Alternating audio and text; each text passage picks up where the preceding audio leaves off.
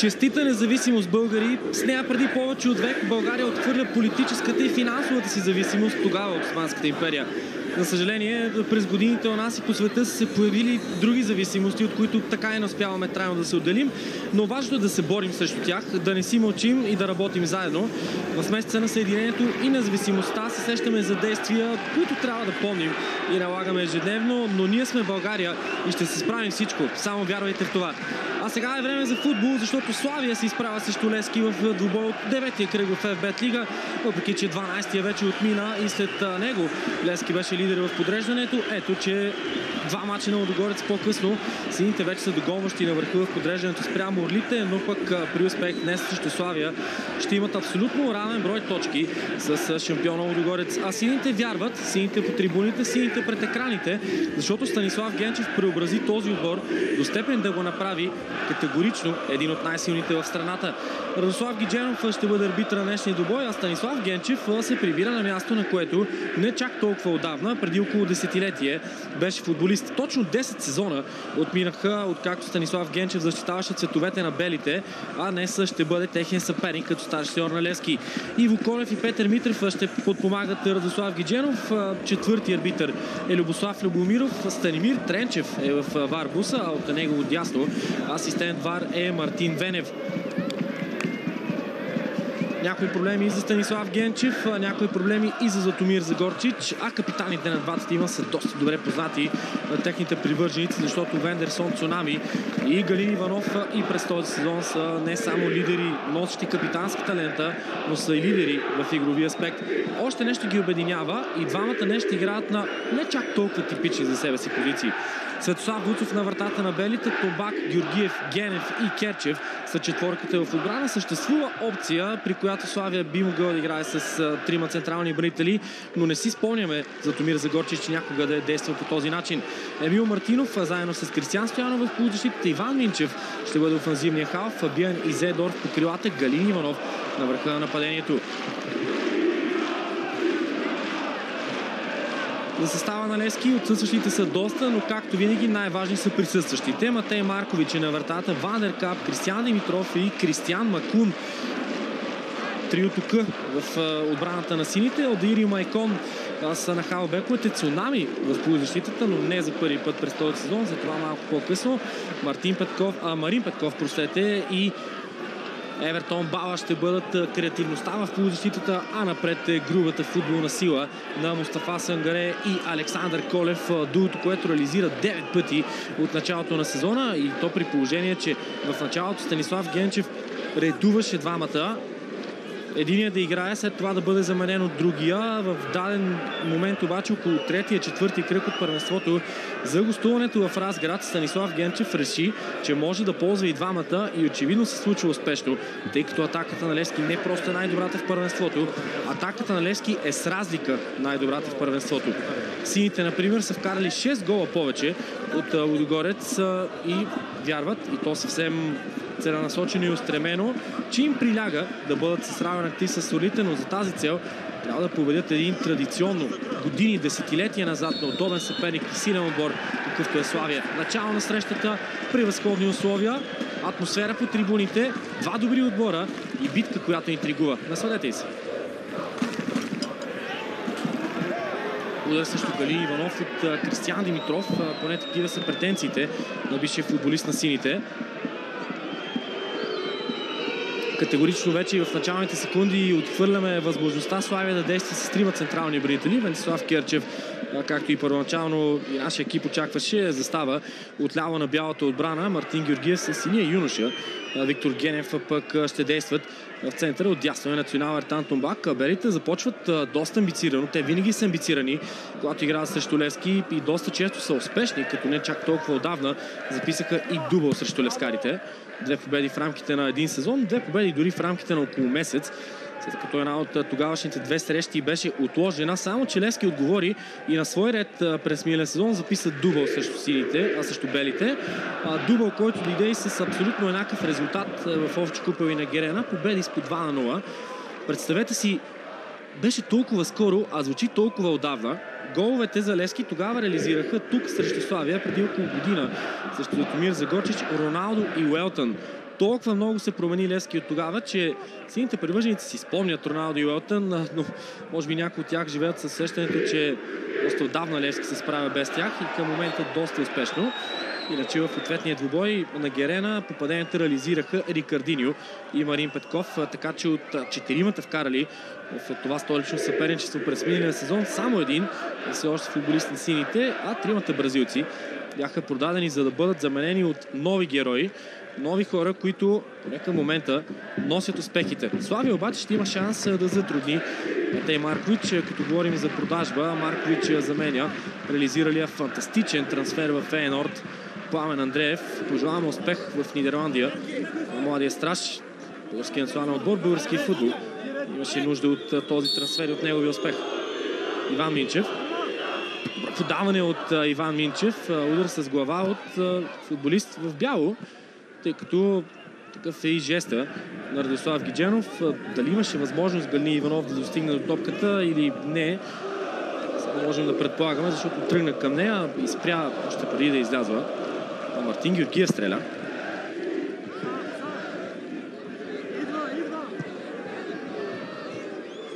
Славия взе само точка от последните 4 кръга, но все пак загубите дойдоха от солидни съперници като Лудогорец и ЦСКА 1948. По-изненадващото и разочароващо поражение беше срещу тима на Септември София, когато загубата дойде с 2-3.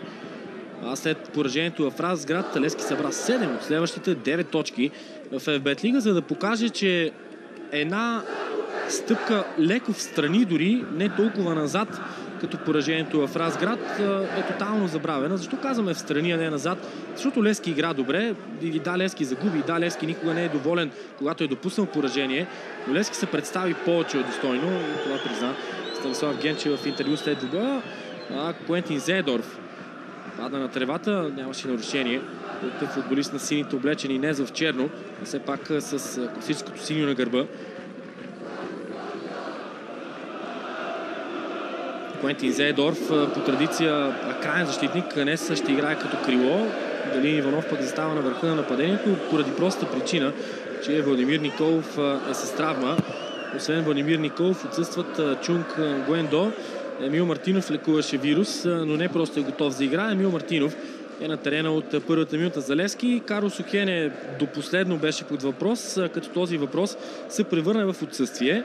Няма ги Асен Митков, Илян Стефанов и Фабио Лима, но възстановяването и на тримата върви доста добре, а пък Кристиян Йовов остана извън групата, за да отвори място на завръщащия се в нея Джават Ел Джемили. Много интересен казуса с мароканеца, тъй като първоначално Станислав Генчев, без да конкретизира, каза, че той не е бил готов за добол от последния кръг. После вече уточни на вчерашната си пресконференция, че под не е готов. Той е визирал, че Ел Джемили се разсейва от случващото по трибуните, т.е. по терена. И по-неприятното е, че влияе на своите съотборници. Едно е, когато имаш собствените си проблеми и ги държиш в себе си, и те пречат на теб, но не пречат на останалите. Съвсем друго е, когато явно Станислав Генчев вижда влияние и останалите футболисти. И ако това е вид наказание за Джават Ел Джемили, то под една или друга форма феновете го оцениха положително като решение от Генчев, като човек, който е готов да тропне по масата и да заяви, че той е шефа и той е треньора, защото той е такъв. А в крайна сметка това, да го наречем наказание, продължава и днес с оставането му на пейката. А една от добрите новини за привържениците на Левски е, че те виждат и в момента буквално своя голям любимец Марин Петков отново вместо Асими Фадига.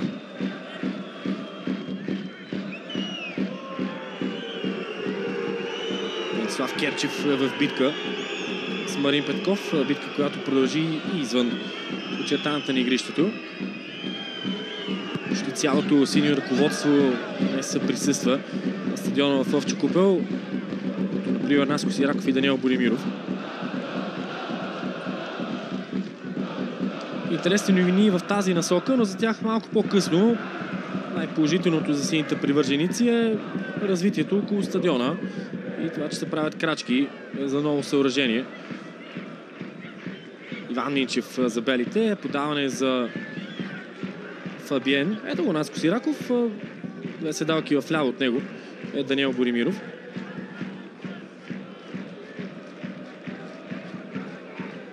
Майкон. Силно хвърляне от Майкон за Сангаре. Мартин Георгиев ще има затруднение днес и с Мустафа Сангаре, и с Александър Колев, защото отстъпва физически от двамата. Извеждащо подаване за Куентин Зедорф. Маркович излиза и чисти, за да бъде подиран от феновете на гости. Има обаче и засада на Куентин Зедорф, която Петър Митрев показва. Само че засада нямаше. Така че намесата на Маркович е изключително ценна.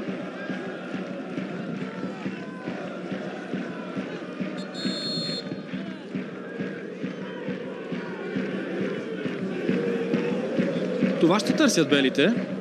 Скорост, извеждащи подавания. Разбира се, ще се надяват и на техниката и възможността да се надиграва индивидуално Галин Иванов, защото беше футболист на сините, изключително талантлив, когато притежава топката и дори вече не върви към, не края на своята кариера, но към това да се очаква, че напред във времето Галин Иванов няма да става по-бърз и по-свеж. Макар че той работи страшно много върху своята физика, но става въпрос, че Галин Иванов винаги върши работа на Славия и е, кой знае, може би дори за 21 век най-голямата легенда на белите, като представяне на игрището и дълголетие, с което носи бялата фанелка. Майкон. Подаване, което отива към Марин Петков. Добри шансове ще има и при подобни подавания за хора като Марин Петков от втора позиция, защото няма как Сангаре и Колев да не привличат вниманието. Още една възможност за сините. Евертон Бала с центрирането. Светослав Вуцов улавя топката. Макар да е син на Велислав Вуцов и внук на Иван Вуцов, то Светослав не е най-големия любимец на сините привърженици. Точно подаване за Сангаре. Генев оставя за Вуцов, който намира Керчев. Чудесно действие от Евертон Бала на фона на затрудненията, с което стигна до топката. Да, не успя да центрира успешно, но показа настоятелност. Минчев. А това е много важно в играта на Иван Минчев. Разтеглянето на атаките с дълги диагонални подавания. Тумбак преследва съперник, който е Майкон. Майкон за Евертон Бала. Много внимателно трябва да съдим движението и на Евертон Бала, и на Марин Петков, защото то е много интересно, много свободно и много често и много успешно. Кристиан Стоянов. Ще има ли жълт картон? Не. Задава такъв критерий в началото Радослав Гидженов, защото преди секунди пък Ертан Тумбак задържава в гръб Майкон, макар и тогава да не беше отсъдено нарушение. Цялостно, може би в FBet Лига напоследък се забелязва спад по отношение на жълтите картони. Да, има двубой с изключения, като този между Хебър и Септември София, но дали това е нещо, което идва като решение от новия шеф на съдийската комисия Станислав Тодоров или други инструкции, или просто съвпадение, не знаем. Истина, жълтите картони, дай Боже да са и резултат от по-чистия футбол и това ще са намаляли.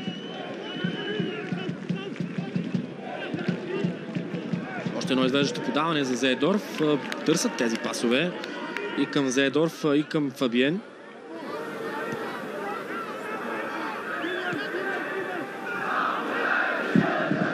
Келиан Вандеркап. Галин Иванов. Точно подаване за Иван Минчев. Още едно извеждащо подаване, само че Келиан Вандеркап го пусна зад гърба си. Аут или корнер, ръгов удар след изчистването на нидерландеца. Ясно е, че на терена се допускат неточности. Трябва да направиш обаче като Келиан Вандеркап и след това да ги поправиш. Лошото е, че даде корнер от неговата перспектива за Славия. Добрата новина за сините, че ръстовото преимущество точно срещу Славия категорично го имат. С тримата централни бранители с Александър Колев и с Мустафа Сангаре, а и не само. Цунами също свръхсолиден в въздуха. Много малко са ръстовите състезатели при белите. И все пак това не означава, че Лески не трябва да бъде концентриран при корнерите.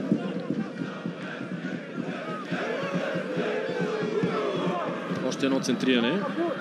И ако Левски е по-високи отбор, то пък теорията ни води към това, че Славия би следвало, казваме, да е по-бързия. Така че това в някаква степен подсказва и какво търсят и какво искат Златомир Загорчич и Станислав Генчев. Генчев иска Левски да мачка, Левски да бъде силен, а Загорчич иска Славия да бъде находчив, да бъде бърз и смъртоносен. Майкон. Има опцията с Марин Петков. Паса е наляво за Александър Колев. Добра изява от Кристиян Стоянов. Галин Иванов. Решение от Келиан Вандеркап. Второ подобно единоборство, като това от откриващите секунди от двубоя, само че сега в половината на белите. Препълнен в гръб Келиан Вандеркап своя съперник, изобщо без каквито и да е претенции, се оттегли към центъра на отбраната.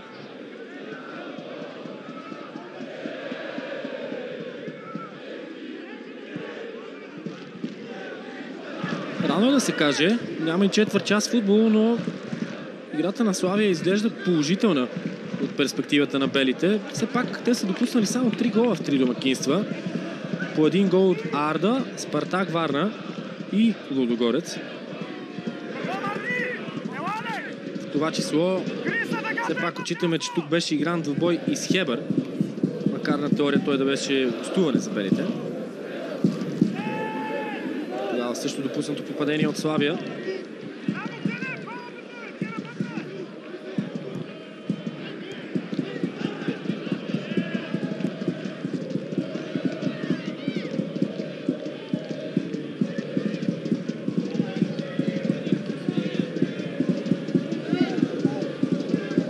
Говорейки за гостувания, за домакинства, знаете много добре как в момента е съставена и програмата на Левски заради размяната на кръгове в FBet Лига.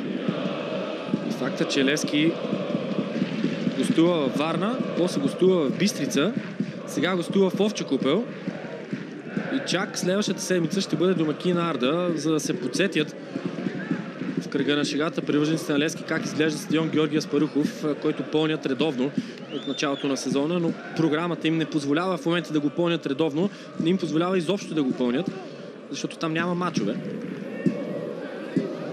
И по този начин привържениците на Левски посещават в подобни количества гостуванията на сините, още повече когато гостуването е в столицата, още по-удобно за тях в превъзходен ден за да бъдеш с приятели, да спиете по няколко питиета и да отидете на футболна среща.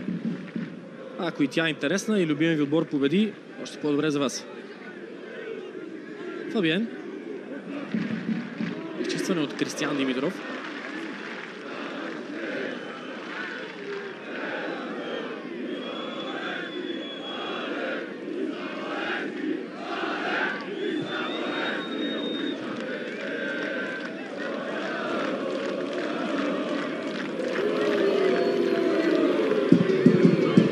Успеят ли белите да центрират? Не го и опитаха. Няма и много логика, когато нямаш централен нападател, а срещу себе си имаш Вандеркап, Макуни, Кристиян Димитров. Тези високи топки изглеждат почти безнадежни. И Сангаре. Битка от Галин Иванов, която показва колко здрав е Мустафа Сангаре. Само че се контузи при сблъсъка между себе си и капитана на белите. Проблема е в ръката. Лявата като че ли. Изобщо не падна Мустафа Сангаре. Дали пък не беше ударен не от Галин Иванов, а след това при последвалото единоборство с Емил Мартинов. Не, по-скоро посочи към Галин Иванов. Иванов опита да извърши нарушение, тъй като избутването му беше по-скоро рамо в гръб, отколкото рамо в рамо. Но дори това единоборство показва, че славистите не са пределно мотивирани.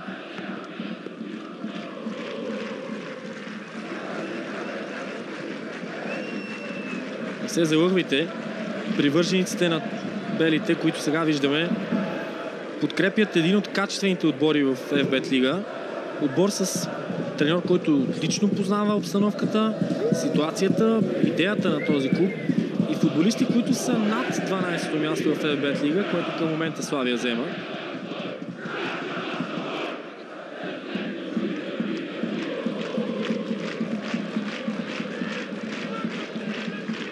Помислете се само колко от настоящия тим на белите, от българите, например, са били част от националната ни селекция наскоро.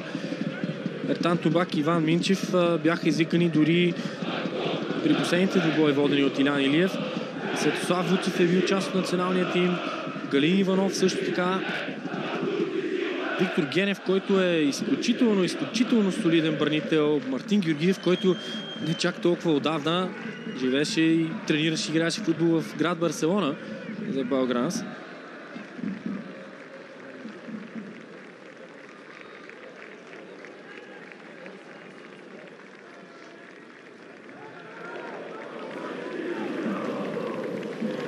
Оценяваме и да не забравяме и Емил Мартинов. Проблемите пък са за Иван Минчев.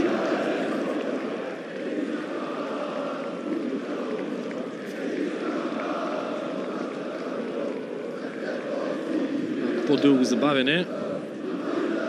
За щастие днес сме стадион, на който правосящите привърженици не пречат на системата ВАР. И трябва да чакаме 10-15 минути за боя да започне, но българският футбол е колоритен, може би е точната дума.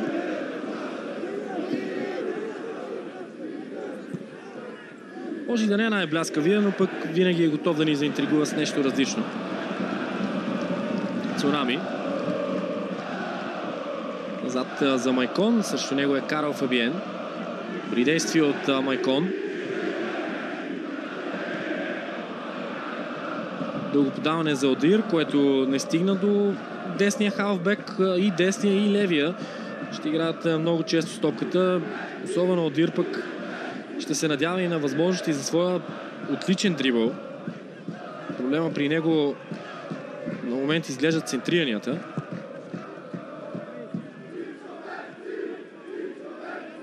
Марин Петков, който ще се надява пък от своя страна да прекъсне тенденцията, който и от Марин Петков и Фадига да започне двубоя, другия да влиза от пейките и да се представя по-силно. Още малко постоянство и Марин Петков с лекота може да бъде твърд титуляр в Левски.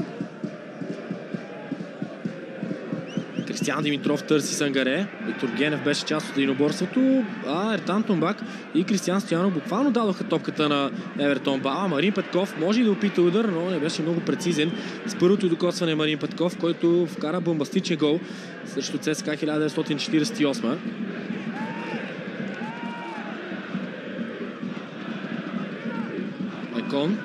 Макун, просете за Майкон.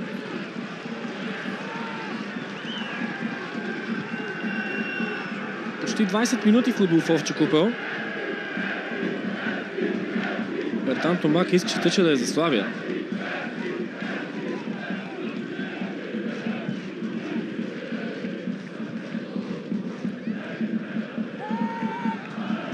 Центриране в наказателното поле, което е доста високо. Зедорф чисти в удар пред Талдир.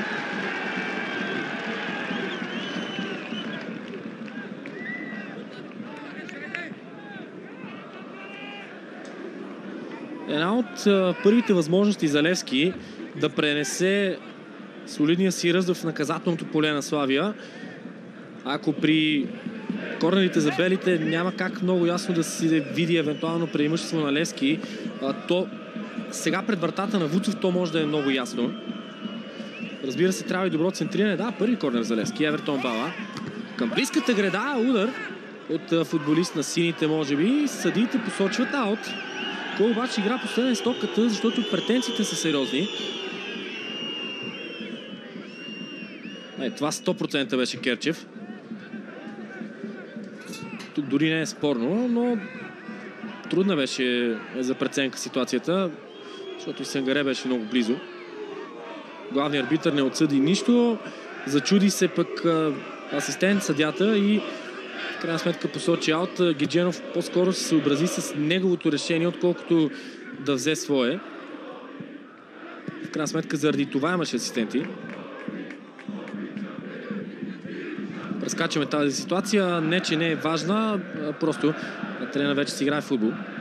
Алдаир, много разконцентрирано действие точно пред Станислав Генчев. Хвърляне за Куентин Зедорф. Той търси Галин Иванов. технично изпълнение, приличащо на удар от Карл Фабиен.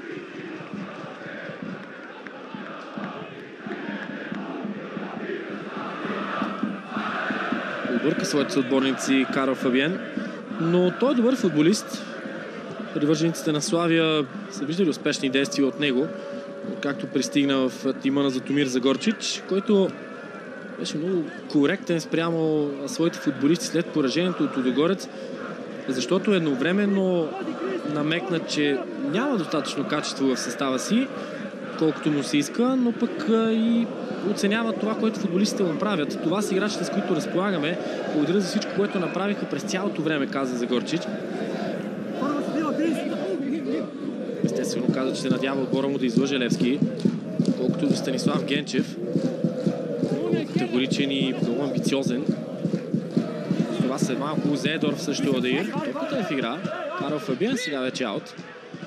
Казал съм на футболистите, че целта е титла и купа, заяви Станислав Генчев, без излишно криене на някакви амбиции, подценяване на целите, за да няма после разочаровани. Всичко е ясно. Станислав Генчев се бори за всеки един възможен трофей, за всяка една възможна победа, както и трябва да бъде. И заяви за Славия, че допуска индивидуални грешки, от които губи точки. Тоест, Генчев намекна, че белите не играят зле, но някои индивидуални неприятности пречат на това те да събират точки. Което какво означава? Според Станислав Генчев, ако Славия днес не допуска такива индивидуални грешки, ще бъде много труден за побеждаване и за 24 минути в Овча купел това изглежда точно така. Нарушение срещу Макун. Марин Петков. Карл Фабиен. Отново Марин Петков. Цунами. Извеждат топка за Мустафа Сангаре. Мартин Георгиев играе с глава. Генев много съобразително, изключително спокойно и уверено върна към Светослав Вуцов. Може би имаше и команда от стража на белите. Трябва да е спокойно обаче в такава ситуация, за да отиграеш като Виктор Генев, за да не се окаже, че си прехвърлил вратаря си. Минчев. Още един извеждащ пас. Този път Маркович излиза и без проблем Лавия нямаше нужда да чисти в тъч, както преди може би 10 на минути. Келен Вандеркап за Кристиан Димитров. Отново нидерландеца. Добра изява от Керчев. Александър Колев връща за Кристиан Димитров.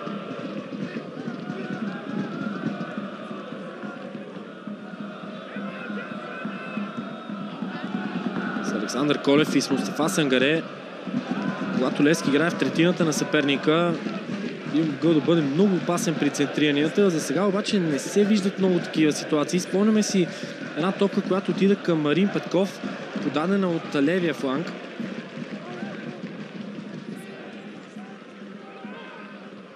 Статистиката обаче показва преимущество на белите, що се отнася владеенето на топката. Това е категорично разминаване от очакванията на повечето хора. Никога са всички седни очаквания, но много по-логично изглежда Левски да владее, а Славия да търси контранападенията.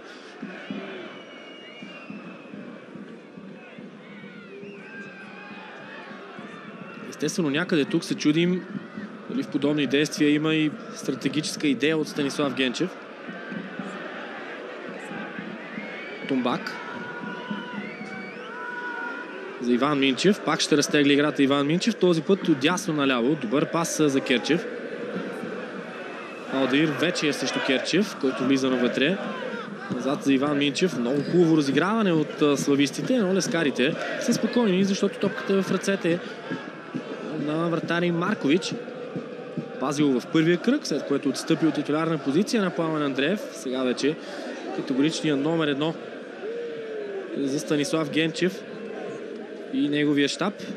Иван Андонов пък е на пейката, където впрочем е и Карл Сухене. Знаете вероятно, ако следите Левски отблизо, за проблемите с коляното на Карл Сухене. Сякаш той става все по-полезен за тима си след първоначалния период на по-колебливи игри.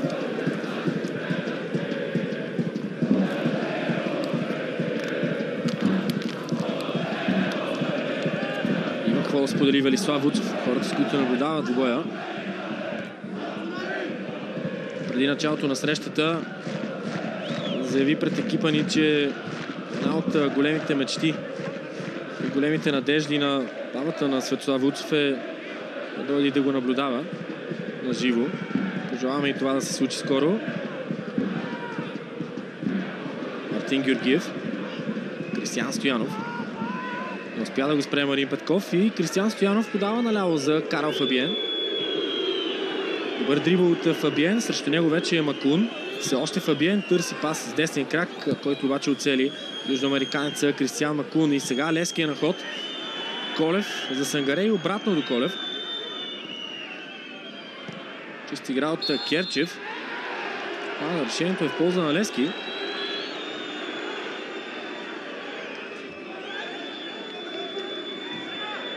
И Мартин Кушев се изправи. Затомир Загорчич е бесен.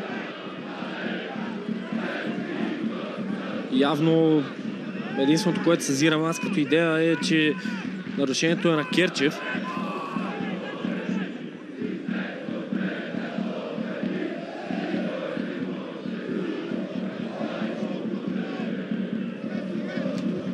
Деня на независимостта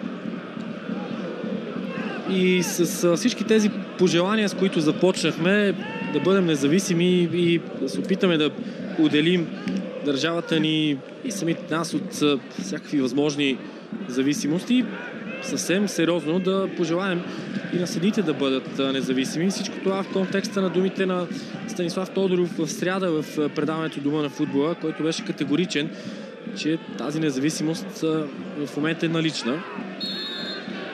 Колкото и да предпочитаме да говорим за футбол и да се надяваме, че темата съдийство няма да ни се налага дори да бъде дискутирана. Всички знаем, че е много пряк фактор в играта, а освен всичко, все пак трябва да се подсещаме и, че тази професия е доста трудна.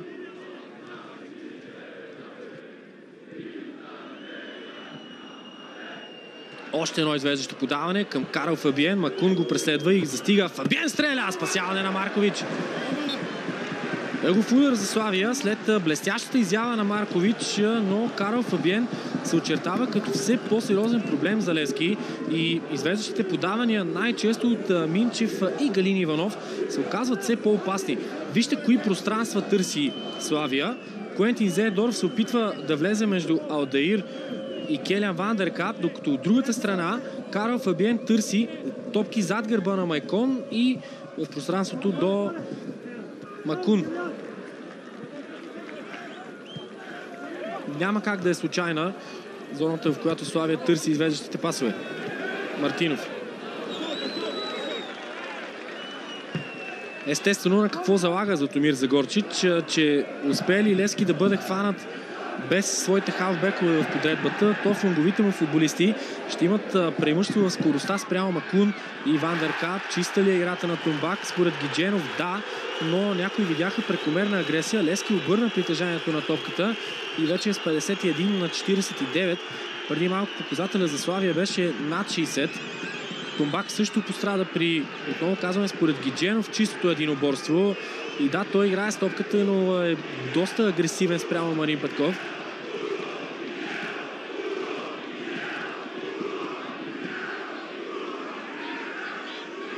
Много добре знае Карл Фабиен, че когато Макун го преследва и спринтира, тази смяна на посоката може да е изключително ефективна.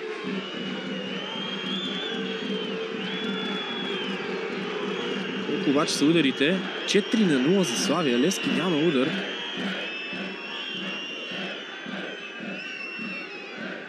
Беше и първото точно изпълнение в срещата. Левски обаче може да удари във всеки един момент с публиката зад гърба си.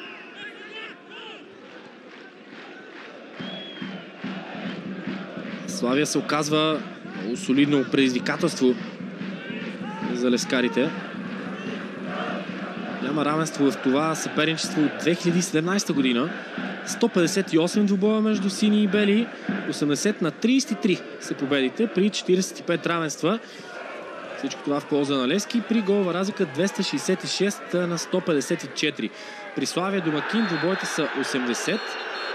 Победите са 37 на 18. Нарушение на Емил Мартинов. Претенциите са за картон.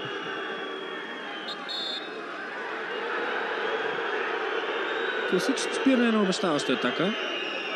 Отново като показател, че всичко личи, че българските съдии са повишили критерия за получаване на жълт картон, т.е. жълт картон се получава по-трудно.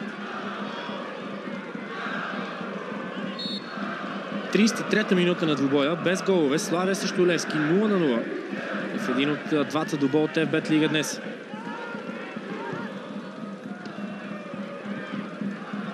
Възможност за Александър Колев, преследван от Мартин Георгиев. Веднага с първото докосване центрира Александър Колев. Когато действаш по този начин, затрудняваш съперника. Вместо Александър Колев да спира топката и евентуално тогава да центрира и да даде възможност белите да се донаредят. Може би обаче Сангаре беше поизостанал.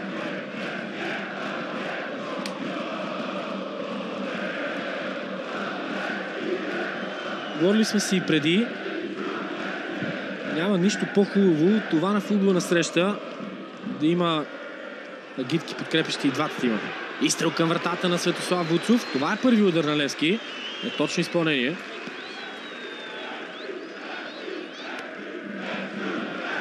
Евертон Бала стреля.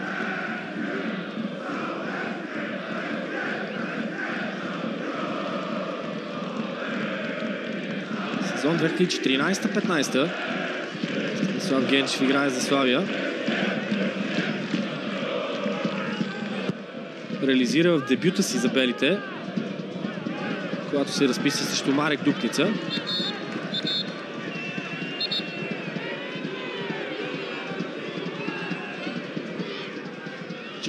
Мача общо изиграва той за Славия. Проблеми за Тумбак, най-вероятно след единоборството с Марин Петков. Това са и проблеми за Златомир Загорчич, защото Тумбак е един от сигурните титуляри в тима на белите и не говорим за този сезон, говорим и за по принцип едно единствено изключение. Гостуването на Крумовград от първия кръг от първенството, когато Тумбак остана на пейката, а десен бек игра Мартин Георгиев. А след малко, образно казано, сектор БНС ще избухне.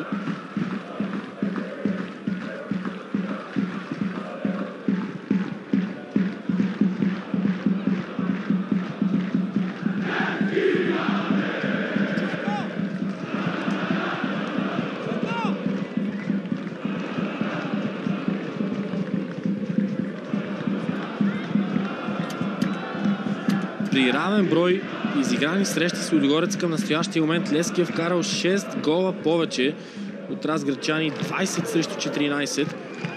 Сравняваме сините с Лудогорец и защото в момента това са отборите, които основно са в битка за титлата, колкото и рано през сезона да сме. И след това ги сравняваме, и защото Лудогорец е с втората най-добра атака в първенството, т.е. Левски е вкарал 6 гола повече от втория по този показател. За сравнение, повечето от тимовете в ФБ Лига все още не са достигнали двуцифрен брой попадения. Дори Ботев Пловдив, например, който е третия, вкарал 9 гола. Колев. Корнер за Левски.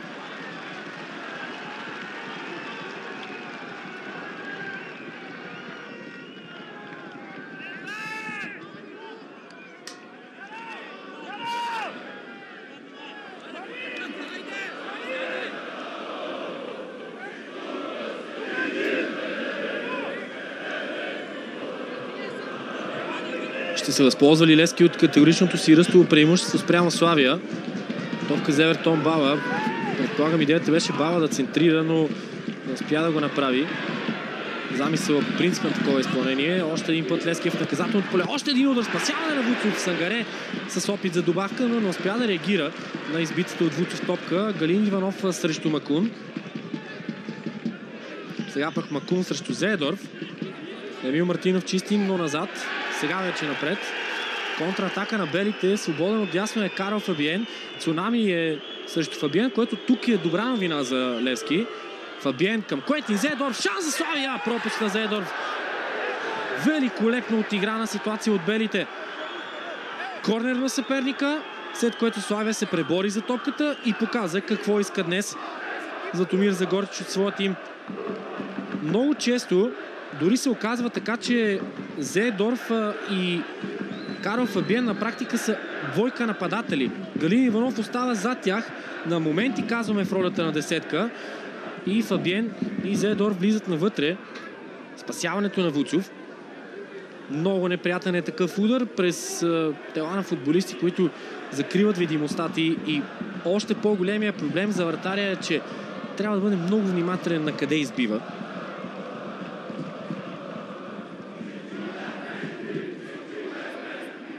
Още малко и Вуцов щеше да даде шанс на Сангаре. Много добра изява от националния страж. Евертон Бала. Още един удар! Греда! Докосване от Светослав Вуцов или пък от бранител, защото е даден корнер. Прекрасно изпълнение на Евертон Бала. Не само удара. Финта срещу Кристиян Стоянов. И сякаш в момента, в който направи действие ала Зинедин Зидан, Евертон Бала вече знаеше, че ще стреля. Докосването е от Вуцов. Имаше го, да, наистина. Вече дали топката влизаше без това докосване, няма как да знаем. Корнер обаче е факт и Евертон ще го изпълни след по-добра игра от Евертон Бала днес. Отново Евертон. 1-1 с Тумбак. Тъч. Чудесна изява от Тумбак.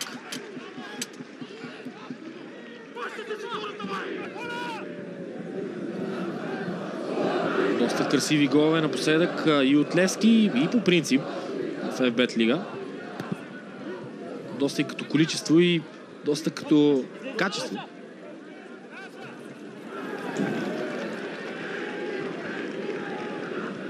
Още един шанс за Левски да остане около Светослав Вуцов и вратата на белите.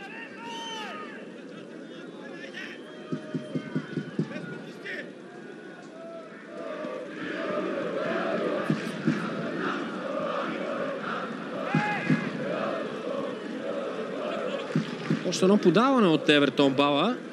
Марин Петков, между другото, е на терена. Той би могъл да центрира с левия крак от там. Евертон Бала загуби равновесие Цунами.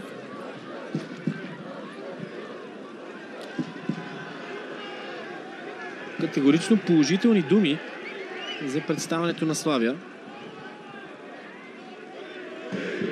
Всичко, което се случва и резултатите ни са заслужени, каза Златомир Загорчич. Надявам се срещу Левски да ги излъжем и спечелим точки. Много е трудно положението, но вярваме в това, което правим. Тоест, Загорчич по никакъв начин не изглежда човек, който се е предал. Колев. Славя не изглежда по никакъв начин като отбор, който се е предал пред трудностите. Още един корнер за Левски. Понатрупаха се в края на полувремето. Въпросът е сега и при някои от тези ъгови удари Левски да отправи, да тръгнем от удар към вратата на Вуцов и вече оттам да мисли и за попадение. Един общ план сега ще покаже колко много футболисти в черно и колко високи. Марин Петков и Евертон Бала са на около метър от наказателното поле. Малко зад тях е Елдаир. Всички първи футболисти са в третината на Славия. Удар с глава! Още един корнер. Александър Колев стреля. Този изстрел беше точен. Няма какво да правят белите, освен да се надяват в подобни ситуации, че ще застанат достатъчно добре, тъй като виждате, Александър Колев е пазен от Куентин Зейдорф. Няма високи хора в Славия. Проверка явно за евентуална игра с ръка или някакъв друг вид форма нарушение. Още един път Евертон Бала. Макун остана под топката. Проблема е сега дали Левски след корнерите бързо ще си връща топката. Малко разочароващо действие от Елдаир. За тези проблеми при центриранията стана дума. Дълго подаване към Галин Иванов. Много добра скорост. от Майкон срещу Галин Иванов и застана с тяло просто да попречи на капитана на Славия да играе с топката. Засада на Галин Иванов. Поне такава е маркирана.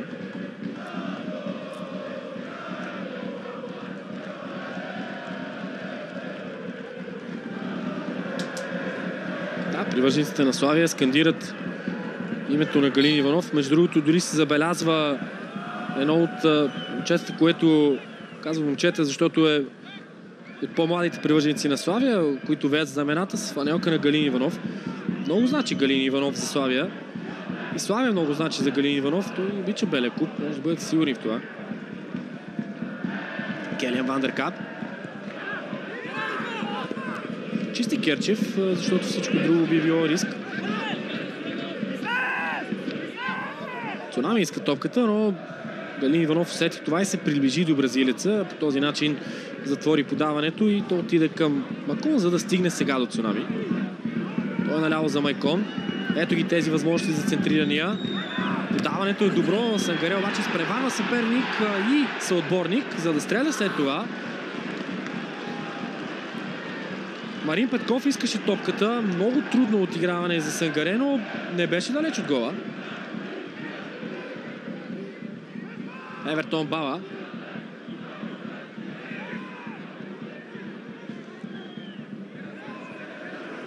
Мнозина се питаха при отсъствието на Охене как ще изглежда Левски в средата на терена. Там влиза Цунами. Всеки вече сам може да прецени как се отразява това на Левски. Категорично в последните минути сините са доста опасни. На тревата е футболист на Славия. Отива си едно полувреме, в което все още няма жълти картони. И нарушенията не са чак толкова много. 7.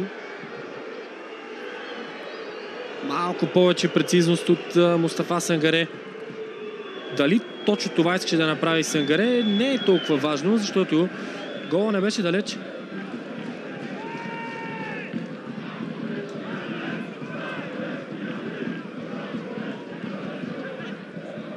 Вандеркап за Кристиан Димитров. Отново нидерландеца. Това навътре и намира Марин Петков, който връща за Кристиан Димитров. Беше бранител на Ботев Пловдив. Подаване за Майкон. Центриран от Майкон, само че Александър Колев остава под него. Ето това са отлични възможности за сините. И напоследък, когато центрирането са отляво на Майкон, а не от дясно на Алдаир, ситуацията изглежда доста по-опасна. Решение на Александър Колев, с който той не е съгласен.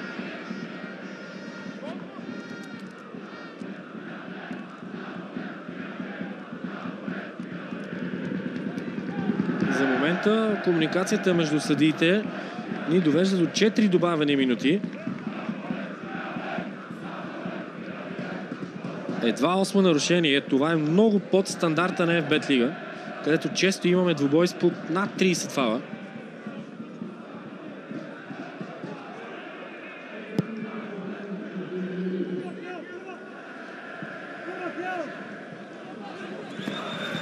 Тъч за Левски. Въпреки че Галин Иванов имаше други виждания върху ситуацията. Върнат назад е Вандеркап от Гидженов, за да изпълни от място, според което е излязла топката. Сангаре.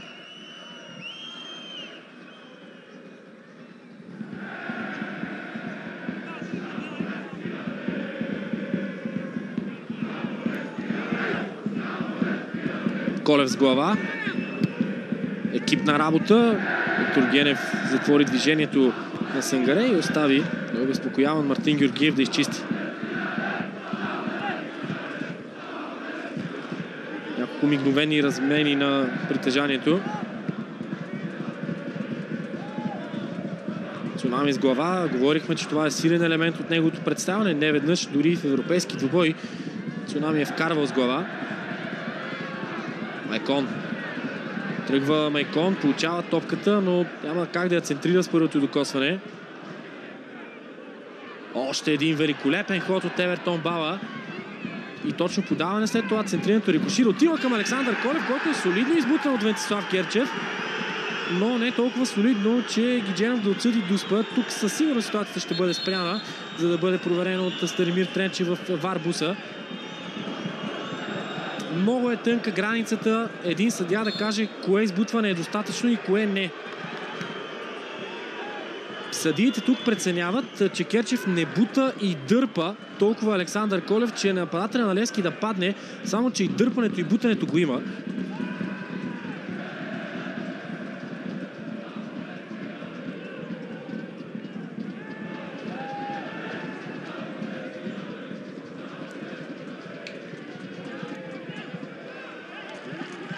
Как един съдия изобщо е способен да прецени? Говорим по принцип, не в конкретния случай, кое задържане е достатъчно и кое не е. Това е доста тежка задача. Свръхсубективна е. Всеки има своите различни мнения в отделните ситуации. Явно тук различните мнения отново ги има.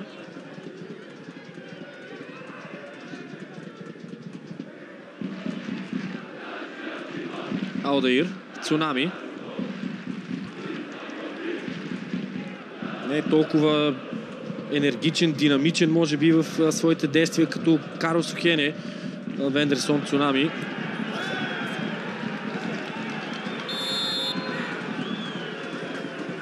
Пак засада.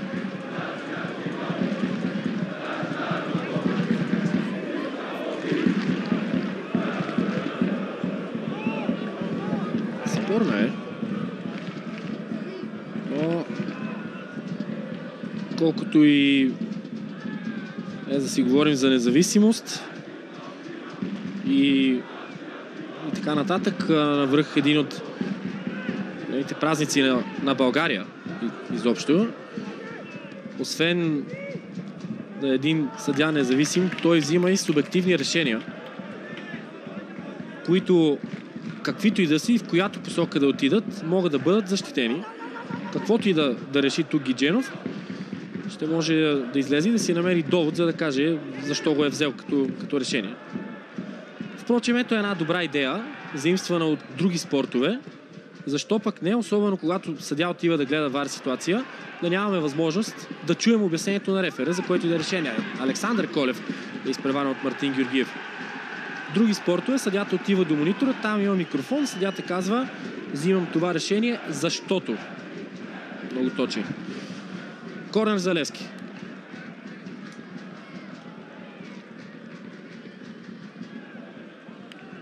Хубаво подаване за Майкон.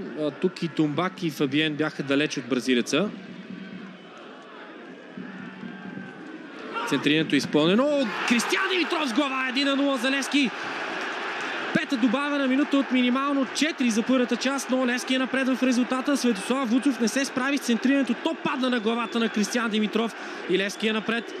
Няколко пъти в това по време говорихме за ръстовото преимущество на Левски, за възможността тези корнери да бъдат много опасни, ако центрирането е подходящо. Центрирането се оказа достатъчно подходящо, за да обърка Светослав Вуцов, който не успя да играе с него, въпреки че излезе и опита. Впрочем, ако Вуцов тук беше останал на гол линията, щеше да му е много трудно, защото Кристиан Димитров стреля от няколко метра. Проблема обаче е, че задачата на Кристиан Димитров стана още по-лесна, когато там нямаше никой, който да спре удара му. Изобщо не се изискваше насоченост от Кристиан Димитров, изискваше се точност удара да бъде в очертанията. Имаше достатъчно голям, образно казано, прозорец, който да гони Кристиан Димитров. Намери го и Левски е напред. Преди няколко двубоя, когато Левски би с голове от корнер, Станислав Генчев каза, че няма нищо против и ако головете не са от игра, то това означава, че стандартните ситуации работят. И точно такъв беше случая и през тази първа част. 1-0 Левски вкара в самия край. Славия игра много добре през първото по време, но като резултат това не помага изобщо, защото белите изостават. Гол беше на Кристиан Димитров. Много интересни теми от първата част, така че отиваме към коментарното ни студио, където те да бъдат обсъдени. А след това ще се завърнем, за да видим ще успее ли Левски да довърши това, което започна през първото по време. А иначе казано да спечели трите точки.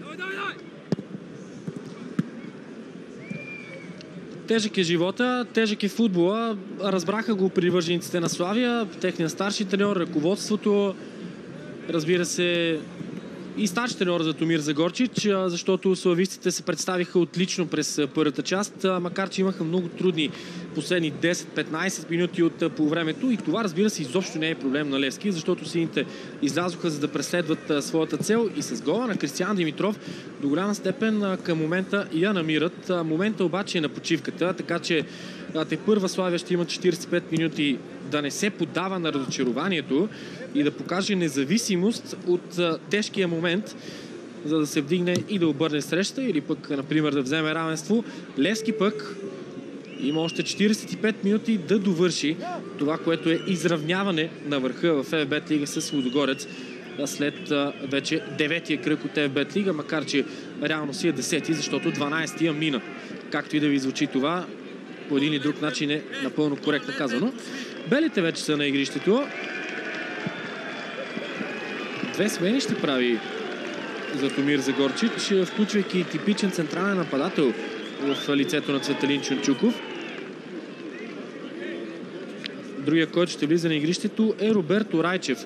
Така че крило и централен нападател на терена за Златомир Загорчич. Галин Иванов е един от хората, които ще напусне игрището. Последните 10-15 минути от първата част съвпаднаха проблемите на Левски с това, че Галин Иванов все по-рядко играеше с топката. Може и да има определен здравословен проблем Галин Иванов и това да е причината за смяната. Няма как да знаем със сигурност. Другия, който напуска игра, пък е Кристиян Стоянов. Така че най-вероятно сега в полузащитата Иван Минчев ще се прибере малко по-назад. Заедно с Емил Мартинов да действат като двойка полузащитници. Би трябвало сега Цветелин Чунчуков да застане на върха на нападението, а очевидно Роберто Райчев ще играе като футболист номер 10. Тоест той няма да е на често срещаната си позиции в първи отбор на белите, да играе по фланга, а ще бъде зад на нападателя Цветелин Чунчуков. Без промени при Левски. Ако славистите са имали опасения, че Левски е много по-високи от двата отбора, то те се затвърдиха при корнера в 45 плюс 5. 50 минути футбол през първата част, за да може Кристиян Димитров да се разпише от тъгов удар. И тук виждаме няколко зависимости. Ако гледате Славия и сте привърженици на белите, може би си спомняте гола, който, между другото, собственост на Левски, футболист Борислав Рупанов реализира във вратата на Светослав Вуцов преди 2 кръга, когато Септември София победи Славия. Абсолютно същото подаване, като тип пас. Вуцов не успя да се намеси, защитата пред него не успя да се намеси и Рупанов се разписа. Тоест не изключваме вариант, в който Станислав Генчев и неговия щаб нарочно са търсили този тип подаване, знаейки за проблемите на Вуцов при същата ситуация 2 мача по-рано. Това от една страна. Втора страна, още един гол с глава за Кристиян Димитров през този сезон след този срещу Хебър. Изстрел от Роберто Райчев, аут в крайна сметка. Още в третата минута на двубоя с грубарите. Вендерсон Цунами асистира на Кристиян Димитров. Така че този гол е оформяща се по две линии тенденция. Едната линия проблемите на Вуцов с подобен тип пасове и не само на Вуцов. Много казваме, и на защитата пред него. И от друга страна, мощта на Кристиян Димитров във въздуха, която така или иначе знаем от години назад. Той дори има гол за националния тим, отбелязан с глава, така че не е случайно. Начало на втората част, вече около 90 секунди футбол в Чукупел. Евертон Бала. Смени посоката Евертон Бала. Алдир. Чунчуков, авантаж от главния арбитър. Ако това подаване успее, ще стане доста опасно за съперника. Решение от страната на игрището срещу Мустафа Сангаре. И пауза, която ни дава възможност да се запознаем с 20-те души на терена, които започнаха двубоя и ще продължат да взимат участие в него след включването на Чунчуков и Роберто Райчев. Останалите бели са Вуцов, Тумбак, Генев, Георгиев, Керчев, Минчев, Мартинов, Фабиен Изедорф. За Левски пази Маркович, пред него са Келиан Вандеркап, Кристиан Димитров, Кристиан Макун, Алдаир, Майкон, Евертон Бала, Цунами, Марин Петков, Александър Колев и Мустафа Сангаре. Водещи реализатор на левскарите с 5 гола, но при следващия Александър Колев може да го изравни, тъй като Александър Колев има 4 и това е най-резултатното дуо в FBet Лига, наравно с дуото Ахмет Ахмедов и Антонио Вутов, които също имат 9 гола, но там нападателя е с 6, бившия футболист на Левски е с 3. Като конкретно Сангаре и Александър Колев имат и по една асистенция. Тоест един е участвал директно в 6 гола, другия в 5. Отлично. Тъча е за Левски. Закачили топката Мустафа Сангаре. Имаше такива претенции Мартин Георгиев. Трудно е да кажем. Майкон. Говорейки за голове, говорейки за голмайстори, най-резултатните футболисти на Славия са Иван Минчев и Виктор Генев с по 2 гола. Марин Петков с десния крак. Марин Петков. Неточен удар. Иван Минчев е вкарал 2 дуспи, а Виктор Генев е защитник. Поради това е проблем, че топ-реализаторите на тима с по 2 гола. 4 пък са вкарали поведнъж. Много ясно си речи, че отсъствието на Владимир Николов е проблем. Владимир Николов, който впрочем на почивката на трибуните на стадиона в Овчи купел разговаря лично с Наско Сираков. Едва ли е било за трансфер в Левски, предвид добрата форма на Колев и Сангаре. Двама нови нападатели, привлечени скоро, моментално започнали да работят професионално, качествено, успешно и ефективно. Прозвуча като реклама на тях двамата, но истината е, че се справят. Алдаир. Добро подаване за Евертон Бала. Порение добър дрибъл от бразилеца. Ниско подаване, което търси, но е пресечено от Венцислав Керчев. Отличен Евертон Бала за пореден път. Когато един-два пъти разминеш съперниците с подобни действия, първо твоето самочувствие идва, второ ти разколебаваш опонента. Той вече се притеснява, че дори може да бъде унижен с конкретно действие или финт. А Евертон Бала поне за трети път зашеметява съперник с дрибъл. Финт е на Зидан, след което петата през крака на съперник през първата част. Сега и това.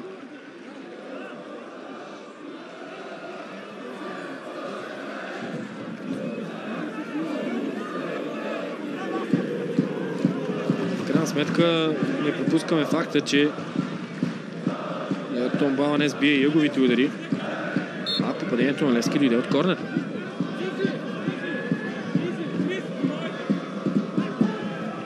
Още един корнер за сините. Ниско подаване. Марин Петков също Иван Минчев. Алдаир стреля. Не точно. Труден, но все пак плътен. Хубав изстрел на Алдаир. Макар и не точен. Може да попречи Сангаре на Вуцов.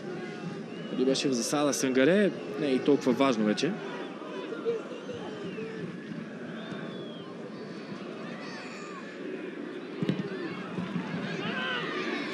Карл Фабиен. Изчистване в тялото на Иван Минчев. Ертан Тумбак. Връща назад, където е Минчев. Центриене от Иван Минчев на далечната града. Удар точен при това с глава от Куентин Зедорф, но спасяване на Маркович.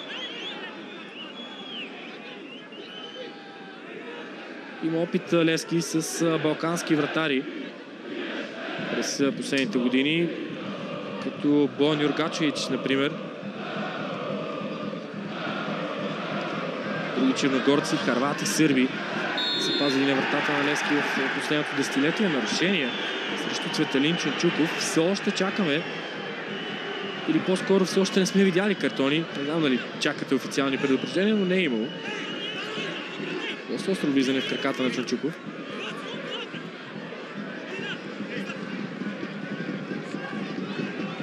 София става все по-хладно, а на Златомир Загорчич му става все по-топло. Свали черната лечица, което беше през първата част. Едва ли е критикувал чак толкова остро футболиста си на почивката. Просто защото нямаше много за какво.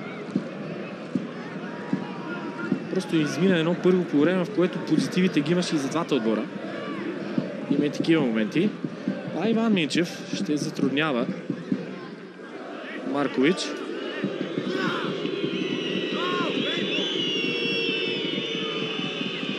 И това ще опита.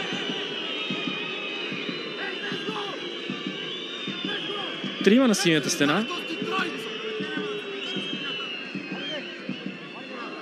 Алдаир, Евертон Бала и Майкон. Доста, не знам, подробни наставления към тях от Радослав Гидженов.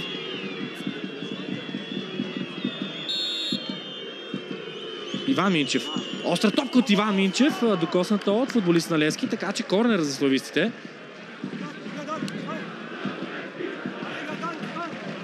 Много ще бъде трудно за Славия да вкара при каквото и да е центриране, но отново ще уточним, че трудно не означава невъзможно. Сега късо изпълнение. Минчев. Изчистване от Цунами. Роберто Райчев. С едно от първите си отигравания с топката. Младежки национал на България намира Карл Фабиен. И за навътре Фабиен. Има подкрепата на Минчев. Минчев е левичар, но центрира с десния крак и се видя, че има по-удобно да действа с левия.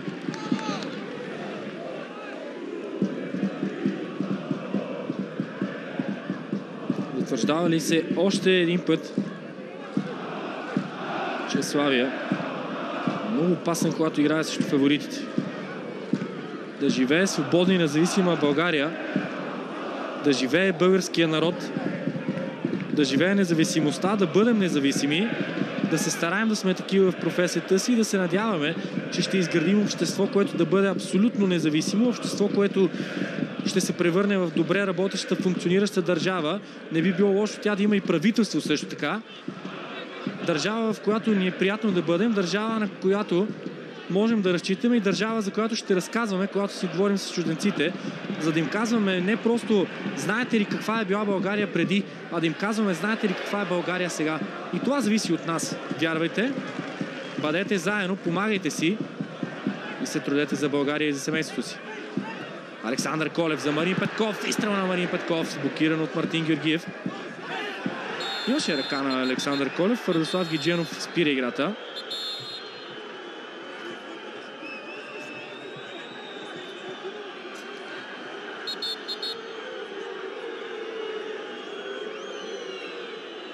Продължава и след сигнала да се бори Александър Колев. Ако искате дори след всички тези слова, които казахме за свободна и независима България, бъдете като Александър Колев, бъдете като Виктор Генев, те двамата са в кадър. Изключително възпитани са и двамата, когато ги видиш извън терена, когато разговаряш с тях, изключително приятни.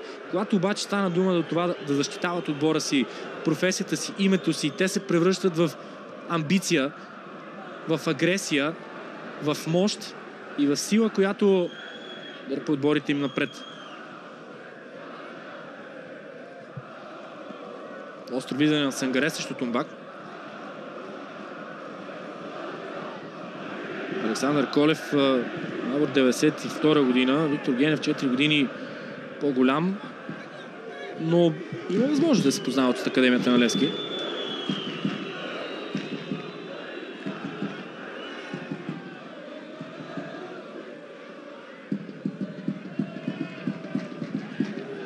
Информация, която получаваме и която предположихме, че ще получим, Галин Иванов е напуснал игра на полувремето заради проблеми в рамото.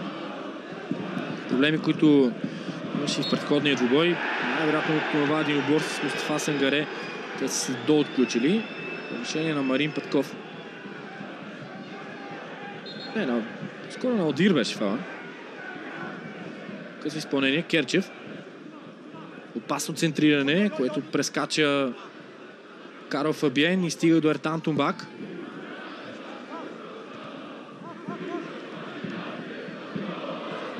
Колев за Одир.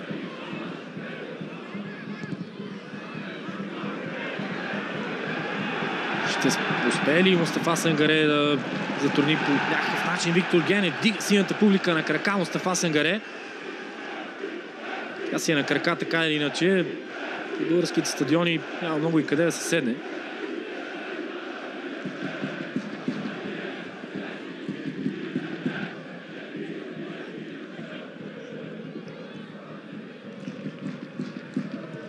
Александър Колев за Майкон.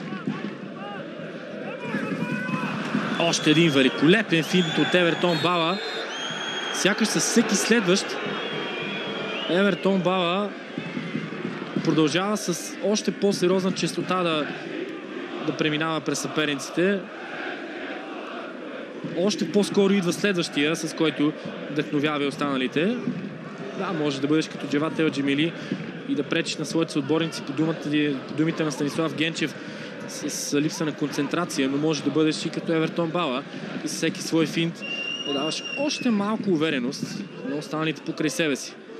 Карл Фавиен има подкрепата от Ертан Тумбак, само че и Майкон получи подкрепа от Макун. Сангаре срещу Мартинов. Нарушение на Емил Мартинов.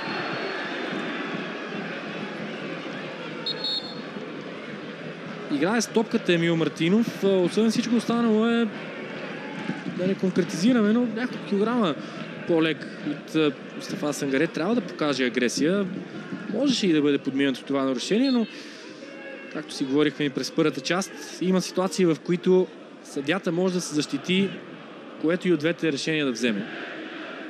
Тук веднага просто Гидженов може да каже, Мартинов беше прекомерно агресивен.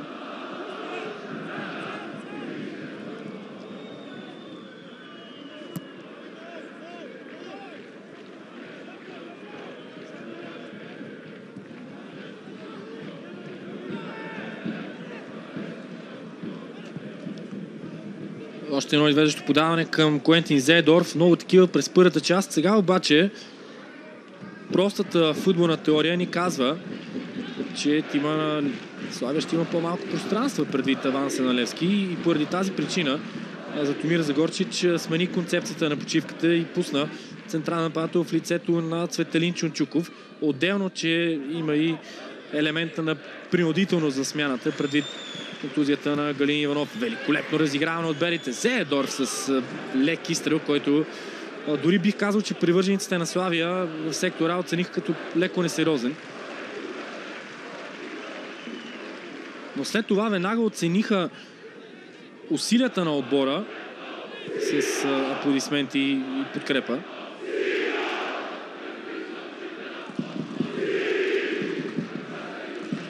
Песен на два гласа от привържениците на Левски.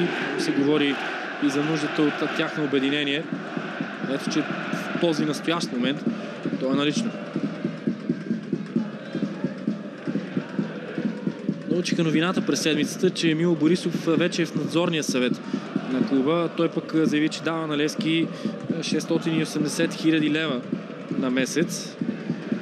Сините започват и нов подкаст. Правителството пък прехвърли комплекс Герена и стадион Георги Аспарухов на общината, а Славия иска Дуспа. Интересни, дори добри новини са тези последните за Левски.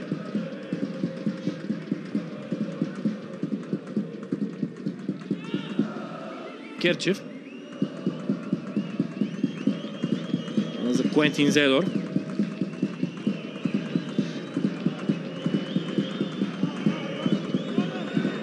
Или пък някой ден Чичо Кларенс няма да дойде да го наблюдава на двубой на Славия.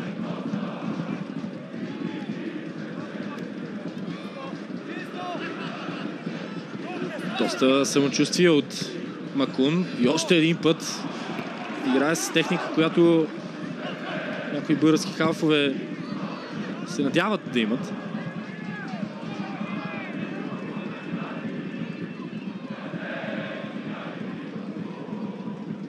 Топка на фланга. Дори не играе като номер 10. Роберто Райчев ще бъде по крилата в дадени моменти. Сега влиза навътре Роберто Райчев. Хубав пас за Ертан Тумбак. Той с едно докосване назад за Минчев. Припомняме, че Минчев е левичар. Пас на крак за Роберто Райчев. Изстрел на Минчев. Неточно изпълнение. Много хубав удар по принципа на теория притежава Иван Минчев. Ние казахме, че неговите голове през сезона са от Дуспи, но такива изстрели много пъти Иван Минчев е превръщал в голове. Висши футболист на ЦСКА. настоящ капитан на Славия след излизането на Иван Минчев, на Галин Иванов.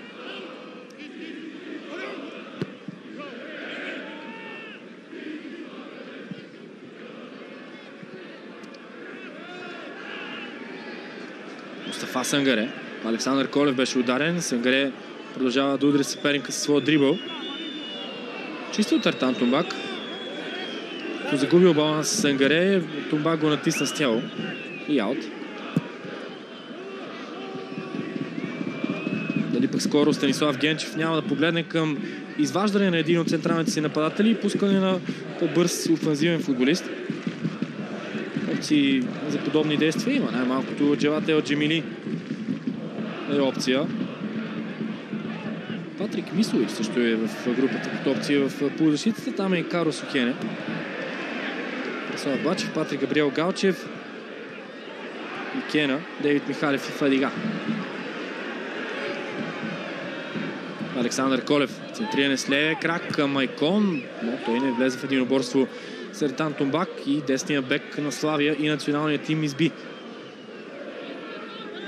Карл Фабиен, също двама е Карл Фабиен, решава проблемите си с подаване, нарушение на Марин Петков срещу Роберто Райчев.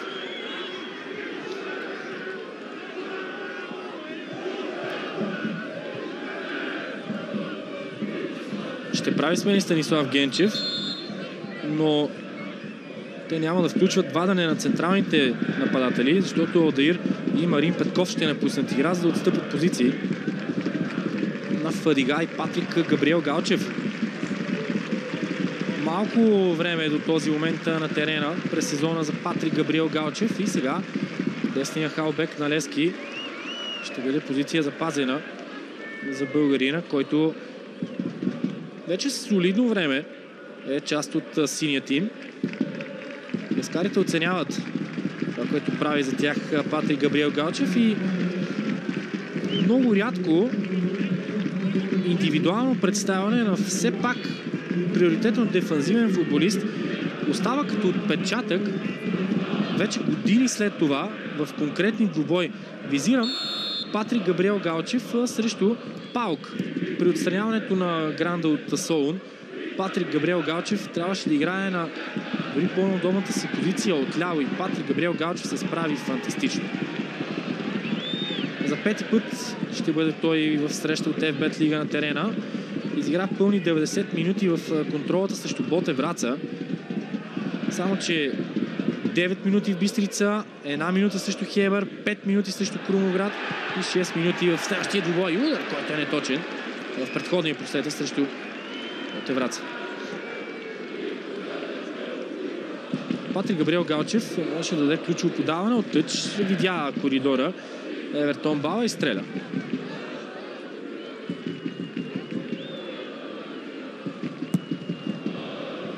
Дори един от полицайите зад вратата Светослав Вуцов се ядоса, че удара неточен. Видяхме от едно от повторенията.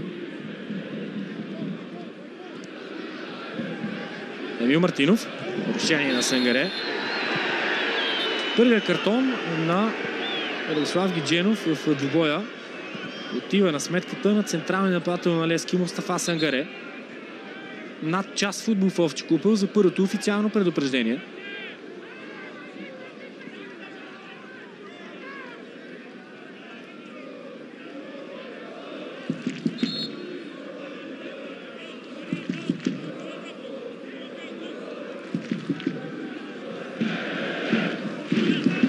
Десето нарушение за Левски. Славия са само 5. Денислав Александров ще осигурява още по-добри офанзивни действия за Славия в предни позиции, включвайки се от пейката. Застава пред Ертан Тумбак като дясно крило, което премества Карл Фабиен отляво и изважда от терена. Не много добре игралия днес Куентин Зедорф. По-скоро не играе ефективно, не че игра зле. Александър Колев. Цунами, хитър пас от Цунами за Семи Фадига. Много прецизно. Спокойно действие от Светослав Вуцов. Някой се провикна засада, може би за претенция засада на Фадига. Но паса от Цунами беше с добра идея. Можеше тук да опита пас с вътрешен фаут с десния крак. Цунами заложи на по-трудното технически изпълнение с левия, защото е левичар и се чувства по-уверен с левия крак, но успя да прецизира до край скоростта на паса.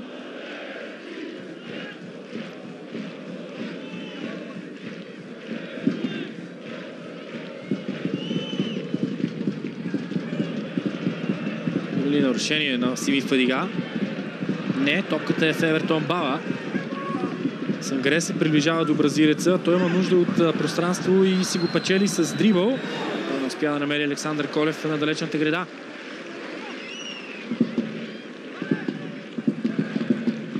Не знам и нямам представа колко е рекорда в FBet Лига за футболист в една среща, който да има най-много успешни елиминирания на съперник с топка в крака, но сигурност Евертон Бала с това темпо може и да е достигнал двуцифрен брой. Карл Фабиен. Чист шпагат на Келиан Вандеркап, след което нарушение срещу нидерландеца от Роберто Райчев. Супер действие от Вандеркап. Много ефективен. От опасност за Славия даде спокойствие на Левски. Стоеше на едно място Роберто Райчев, но да се оказа мал шанс за него. Дигна се пак левия крак.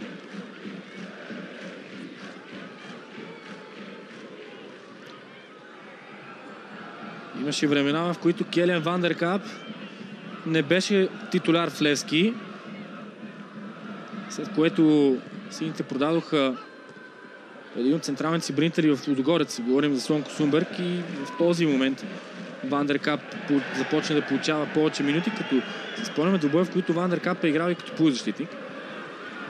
Майкон сменя посоката, Майкон пада на тревата. Евертон Бала, спасяване от Светослав Вуцов. Точно в гърдите на Светослав Вуцов стреля Евертон Бала. Тук не опита подаване Майкон. Напротив, много добре владееше топката, смени посоката. Не видях знак за авантаж. Казвам не видях, а не че е нямало от Радослав Гидженов, така че по-скоро това нямаше да бъде нарушение срещу Майкон. Чунчуков срещу Кристиян Димитров. Решение на Кристиян Димитров. Дига ръка, признава си. Коректен.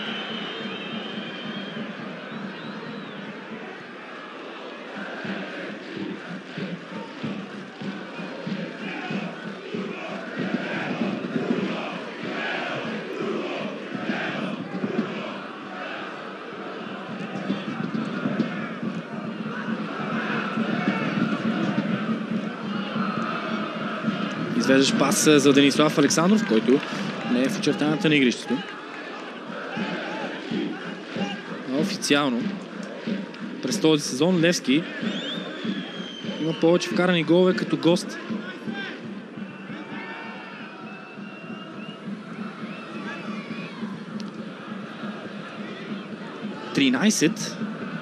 Попаденията на Левски са реализирани далеч от стадион Георги Аспарухов. Макар че в момента той не е чак толкова далеч. Сангаре.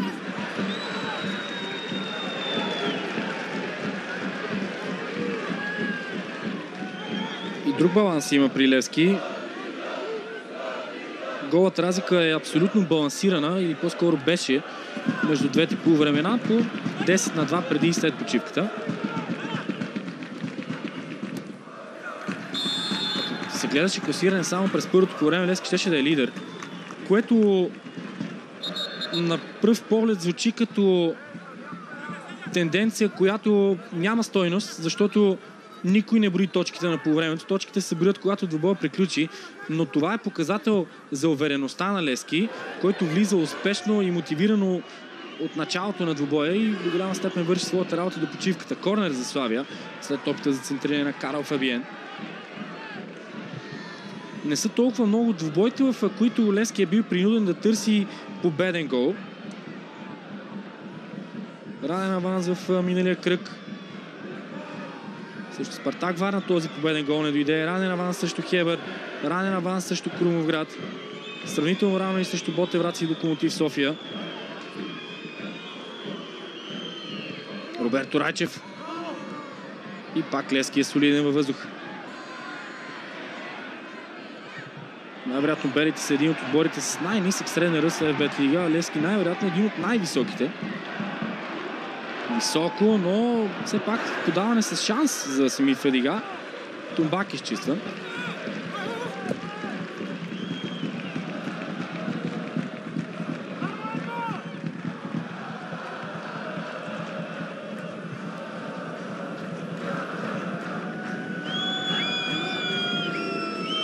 Поредица от срещи с бивши отбори за Станислав Генчев. Горец, Крумовград, сега Славия. Генчев е един от рекордьорите за отбелязани голове в родния елит за най-много отбори. За 8 тима е вкарвал Станислав Генчев. Засада на Фадига. А може би си спомняте, че Станислав Генчев не беше нападател.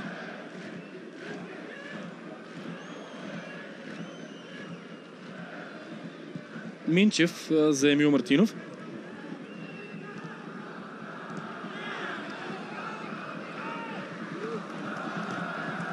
Мартин Георгиев за Виктор Генев. Любимия резултат на Славия срещу Левски още е възможен. Защо любимия? Защото Златомир Загорчич е побеждавал 6 пъти Левски, водейки Славия. 5 пъти го е правил с 2-1. Имаше 3 поредни двубоя на Герена, които Славия спечели с 2-1. Само че сега Левски върви към трета последователна победа срещу Загорчич и белите. Но върви, не я е спечелил. Още работа. Генев. Роберто Райчев срещу Келиан Ван дер Кап. Използва физиката си за сметка на по-лимитираната скорост прямо опонента. Маркович. Кристиян Димитров. Кристиян, Келиан и Кристиян в отбрана. Галчев. За Семи Фадига. Има ли опция за удар Фадига? Да. Само че я използва, но няма ползотвори.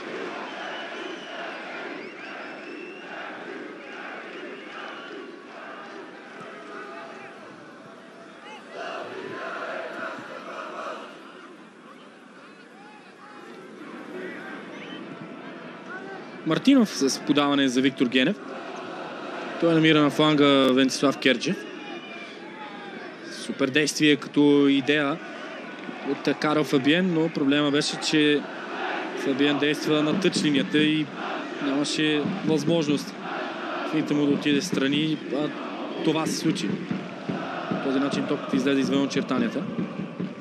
Келиан Ван дер Кап ще поднови с хвърлянето на тъч. Ван дер Кап към Александър Колев, побутнат в гръб от Керчев. Тъч за Левски.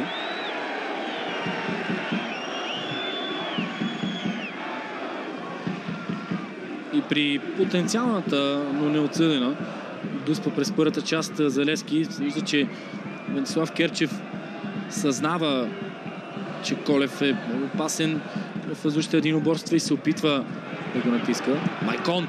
От воле Майкон! Точен удар! Спасяване на Вуцов.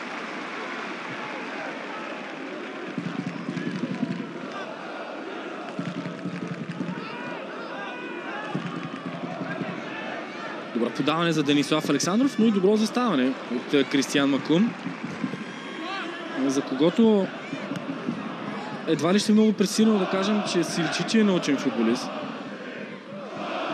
24 годишен, оценяван на около 1 милион евро. Виж футболиста на Нортозист и част от Newgant Revolution в Major League Soccer.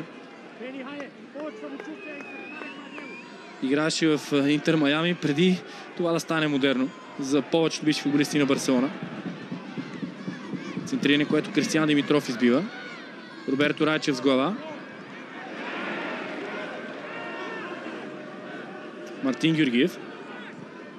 Имаше опция за пас към Виктор Генев. Избра по-сигурната с подаване към Светослав Вуцов. Сега вече Генев към Венцислав Керчев.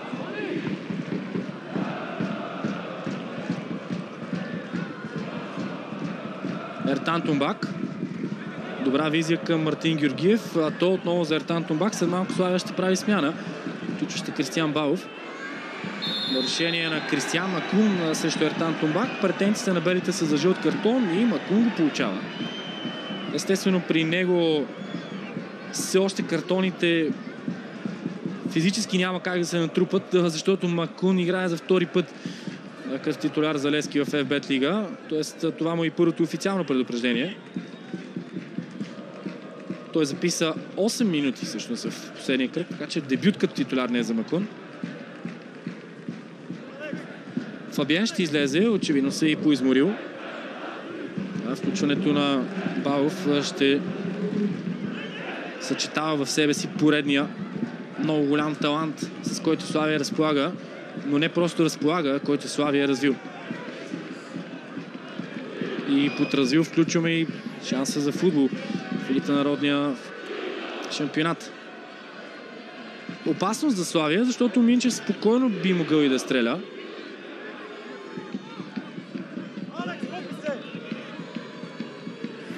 Ще потърси най-вероятно третия си гол през сезона. Въпросът е дали ще намери вратата на Маркович и след това въпросът с подточка ще намери ли спасяването на Маркович или пък ще го преодолее. Много висока стена. Димитров, Колев, Сангаре, Цунами. Около тях е Евертон Бала, който внимава за късо подаване към Тумбак. Сочи, че няма крокодила Евертон Бала. Никой не е легнал отдолу, казва Евертон Бала на Маркович, но явно Стража на Левски няма нужда от подобен тип футболист. Минчев. Изстрел на Минчев в стената. Цунами беше оцелен и ще има нужда от малко помощ или време. Това е да си капитан, това е да си лескар, това е да си част от амбицията за победа. Не просто не се опита да се предпази Цунами, напротив, той направи движение с глава, за да избие топката. Смело и безотговорно. Карл Фабиен вече е извън терена, а на него е Балов. Също Лудогорец, дебют в FBet Лига, получи 19-годишният Любомир Костов, 19 години и 2 месеца. Също Крумовград Балов направи своя дебют на 17 години и 11 месеца, т.е. само от началото на сезона. Златомир Загорчич е дал дебют в FBet Лига на двама млади българи.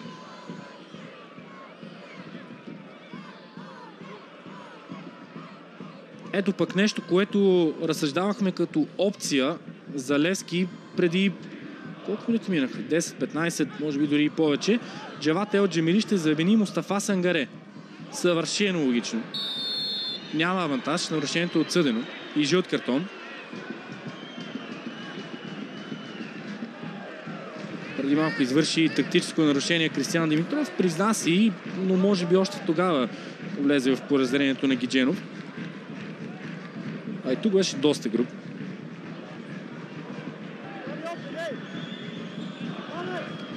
Нищо повече от жълт картон, но и категоричен такъв. Без значение за Генчев. Още един опит от Минчев. И бъдете сигурни, че ако на Цунами му се наложи, пак ще посегне така с глава към топката. Целта на Минчев е да не му дава този шанс. И да не тества мъжеството на Цунами. 81-а минута. Не знам дали не е и абсолютно същата позиция.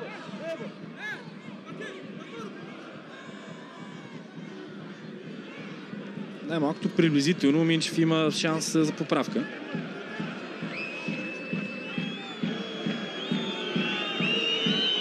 Абсолютно същата конфигурация. Все едно гледаме повторение от преди малко. Но един човек по-малко на стената. Този път от Маркович. Интересно защо. Минчев. Изстрел на Минчев и пак в стената. И сякаш пак в Цунами Роберто Райчев. Корнер. Не, това не е повторение на ситуацията от преди малко. Това си абсолютно същата, но просто отиграна още веднъж. Предположихме и се оказахме прави. Цунами няма да се мръдне. Роберто Райчев, прекрасен финт от Роберто Райчев, пада на тревата, но хем изглеждаше, че има контакт, хем изглеждаше, че Роберто Райчев търси дуспата.